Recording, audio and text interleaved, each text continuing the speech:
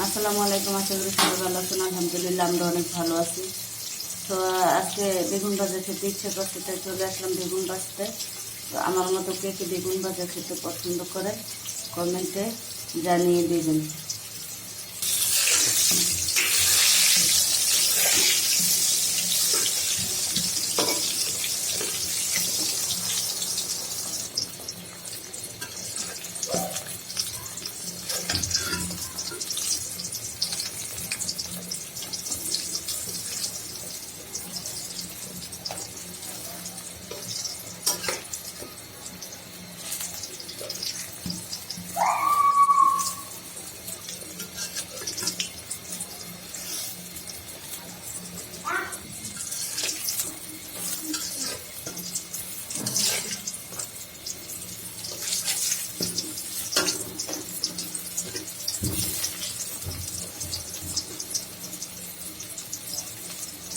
তো আমার বেগুন ভাজাটা হয়ে গেছে, আমি উঠিয়ে নিব।